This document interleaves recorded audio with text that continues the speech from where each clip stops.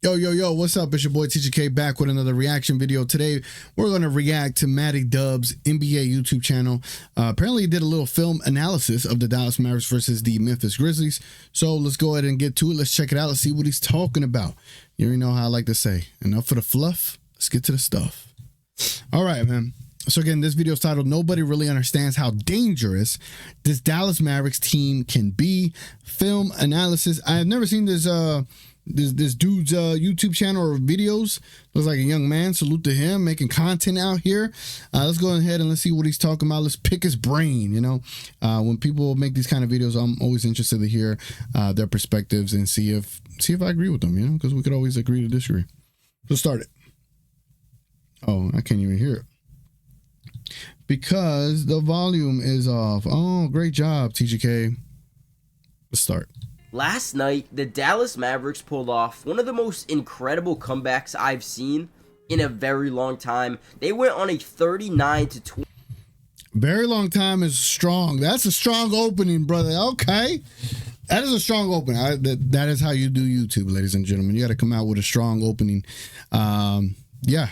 That was one of the best comebacks in a long time. I wonder what's a long time for him. Like a young kid, you know what I'm saying? What is it, like a couple of weeks?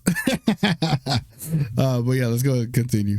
21 run to close out this game, 121-116 versus Memphis. Now, in this game, what was the most impressive thing was even when Kyrie and Klay Thompson weren't at their best, didn't play their best brand of basketball, you had some of the big-time role players step up and fit their roles to a T. PJ Washington, Daniel Gafford, Spencer Dinwiddie were amazing. And the key to winning championships is having guys up and down the roster, up and down the depth chart that can go off on any given night. And last night we showed or saw exactly that from this Dallas Mavericks team.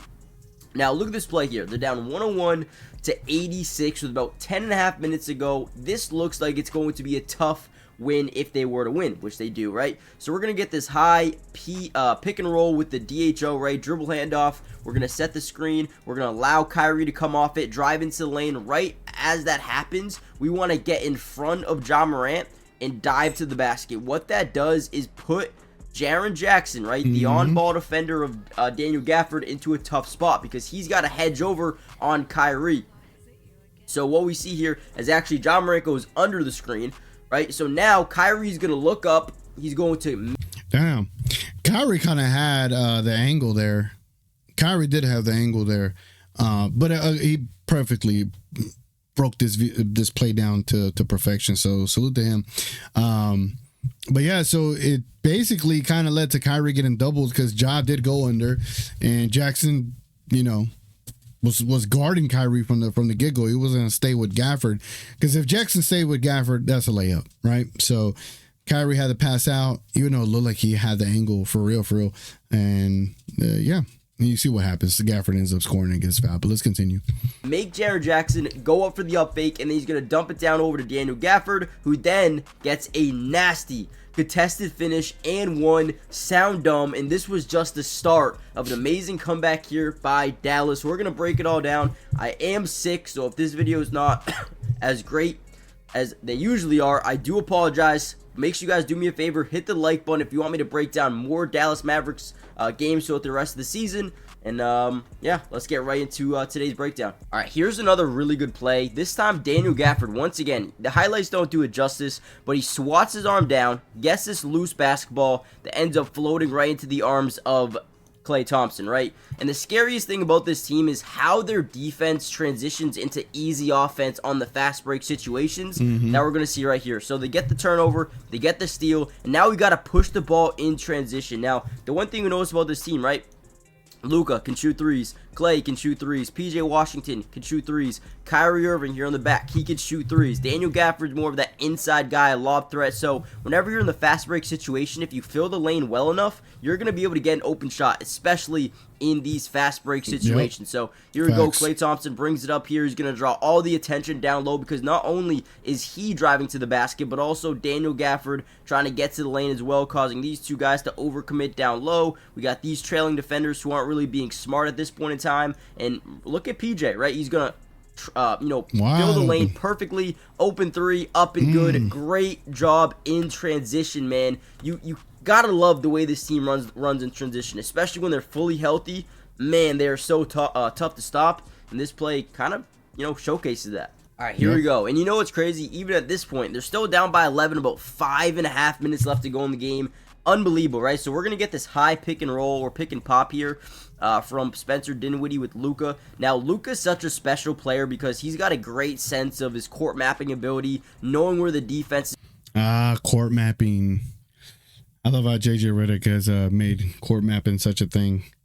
Court mapping, it's another way of like knowing where the players are going to be, regardless if, how would I put it? It's kind of like, it's just basically you're scanning the basketball court. You know where everyone's going to be. You scan it. You set up a pick and roll, and in that fashion, you kind of know what players are guarding you. And if you know a player's inching over to guard you, you know which player to throw it to based on where the defender came from. Court mapping, it's a lot more to it. It's more detailed, but it's real simple to get it. It's just simple, common sense basketball. Anyway. He's going to rotate from, but more importantly, knowing where his teammates are going to be. Now, whenever we have Luka. See what I'm saying? Like, I don't even look up these definitions, but I know exactly what they're talking about. Luka driving into the lane, you're going to create one of two different things. Maybe strong side rotation here by the strong side corner, or weak side rotation. Hell, you could even get a blitz from the top of the key, right, or a double team off the screen. You can get so many different things here, and Luka is so good at reading what the defense is trying to do. So Luka drives in. You already see weak side rotation here from the corner. They're obviously not going to leave Kyrie open, so watch Luka. So imagine you're Luka, and I'm not trying to cut him off. My brain. Imagine you're Luka and you see everyone's defender is at. This is what I mean by having eyeballs on you. When you got everybody watching you, Luka already knows, hey, I got Bane over here. I got Zero on me. I got PJ's guy crashing the basket, and I got Lively's guy coming down as well. Luka has literally the pick of the litter of doing whatever he wants to do. He can either kick it to Spencer back out here, or he can kick it to PJ. Those are like his best looks, or he can just go get the bucket himself. Luka here. He's going to drive in 2, 3, 4 guys here on him, all focus on him. Ball out to the corner. Right now, PJ Washington is in a great spot where he's got a closing out defender. So he can either shoot this, pump fake it, drive into the lane, maybe draw a blitz from the top, and then find Spencer for a 3, right? Either way, he's got opportunity. So pumps, gets his guy to overcommit, drives in. You got a stagger over here by Desmond Bane, but doesn't overcommit. But now you have no shot blockers in the paint. Goes up on Aldama, and one sound dumb once again, man. PJ Washington had the game of his life last night. I mean, listen, I know he only put up 18 points, but also had 8 big rebounds and 7 big assists, right? This dude was all over the floor, and that's a reason. That's the exact reason they went out and got a guy like PJ Washington, man. He is a difference maker. All right, we still have a good amount to break down here going forward with the only 3:30 left to go in the game. Guys, think about it. There was 3:30 left to go in this point. The Mavericks have 103 points. They end this game with 121. Unbelievable. Now, before we dive back into the video, do me a big favor. Hit the like button. Let's get the video over 500 likes, and we will post non-stop Maverick videos throughout the entirety of the season. But more importantly, make sure you guys subscribe to the channel if you're new. It's free. It doesn't cost anything to subscribe. And we will be covering Dallas. This is just your tip. Yeah, y'all do the same here. Just because he said it for his channel, let's do it for this channel too.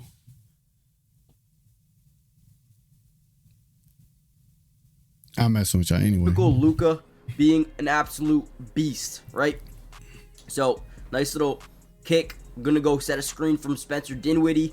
They don't switch. They want to keep Marcus Smart on him, which honestly, that's probably the best thing the Grizzlies can do here, just not switch. Keep Marcus Smart on him no matter what, right? Hedge over the screen if you need to, if you're the backside defender. I do find it very interesting that Spencer Dinwiddie was the one setting the picks for Luka.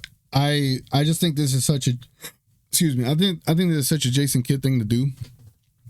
And I've been pondering about this all day, that I feel like our closing lineup while Klay Thompson's figuring things out, even when Najee comes back, I mean, you could do this action with Najee. But I think Jason Kidd's going to fall in love with the idea of 3 ball handlers out there with 3 guards with Spencer, Luka, and Kyrie, kind of like Spencer, Jalen Brunson, and Luka. I think Jason Kidd is going to naturally fall in love with this idea again. And this might not be the last time we see this. So, but again, salute to Jason Kidd for coming up with these, tactics and strategies and late in the game to keep the ball in a ball handler's hands, to a playmaker's hands. And that's what he was doing with creating actions from ball handler to ball handler. And, he was able to make some great adjustments out of this in the fourth quarter.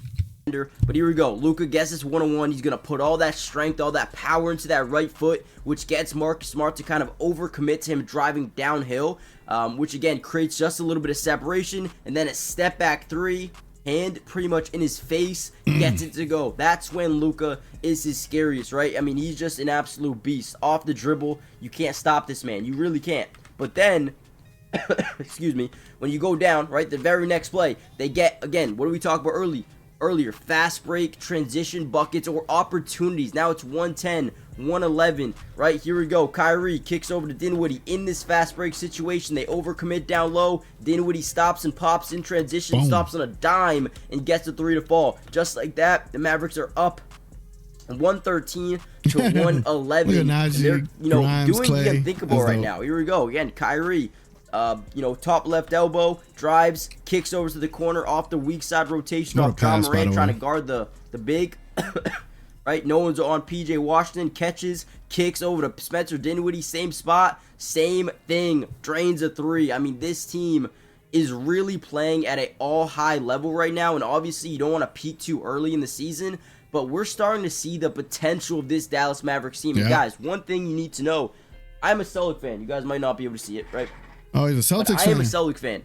I do not want to play this match. I do not want a rematch. Please do not do that to me. All right. The Mavericks are a very, very good basketball team. They have a ton of new dynamics to this team as well. More guys who can go up and get their own shot, but also fit into what Luka and Kyrie do specifically, which is what scares me the most. And when you have a guy like PJ Washington and Spencer Dinwiddie playing the way they are, man, this team is different. All right, here we go. Another big-time play. They're only up by 3, about 30 seconds left to go in the ball game. We got Luka, the bottom of your screen, driving past Marcus Smart. Now, maybe there was a little bit of head contact here where his elbow hit his head. I don't really know what happened, but you're going to see Marcus Smart slowly get out of this play right here, right? Once he stops paying attention, this is where, as an offense, you need to take advantage of mistakes. Now, again, this isn't a mistake by the defense. Maybe he got hit in the face. Maybe he didn't. If he's flopping, then yes, this is a mistake. Marcus Smart had so many mistakes in this fourth quarter. It was absolutely ridiculous. And I find it crazy that a Boston Celtics fan does not want a rematch with us. That's crazy. That just lets you know, ladies and gentlemen. Right. Now, what we're going to see is something very smart by Derek Lively. Instead of staying here around the perimeter, he dives to the basket, knowingly, right, that Jaren Jackson now has to pick up Luka because Marcus Smart's out of the play. Now, with that being said, if you stay at the three-point line, Desmond Bane can kind of sit in between both of you, and Derek Lively's not a three-point shooter, so he's not going to care. So, since he dives to the basket, you're going to get that weak side rotation from the top of the key from Desmond Bane, and now Marcus Smart not getting back into the play. Luka, again, talk about the court mapping ability to know where his teammates are at all times, right? Stand still 3 for PJ Washington, and that will do it, man. You had no chance. Marcus Smart costs his Grizzlies this game. When you look back at this, the out of bounds play, the stupid foul on Luka, and then that. If you're giving up a 3 like that, that is beautiful basketball, taking advantage of potentially a mistake by the defense, just not getting back into the play. And, maybe Marcus did get in the face. Maybe he was trying to draw that offensive foul. Didn't work. We don't hear the whistle. You got to get going. You got to be where you got to be. And at this point in time, you should have been there, man. But, hey, all credit goes to the Mavericks, right? Allowing a 38-22 run in the third quarter and then coming back with a 39-21 run in the fourth quarter. Yeah, that is resilience. Yep. And that is what you want out of your basketball team, man. I am going to end the video here.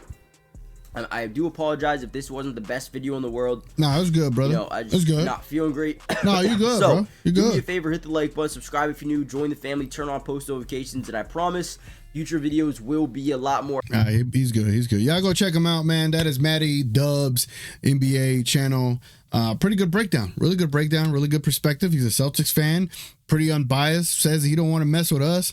I agree. You don't want to. Nah, I'm playing. I mean, we're the ones that lost. So, but I would love a rematch, and I would love getting our championship back because y'all got one on us. But no, great analysis, great breakdown. Court mapping definitely matters, especially with Luka Doncic. That's all he does is court map. Whenever someone comes down to help, he knows how to expose it.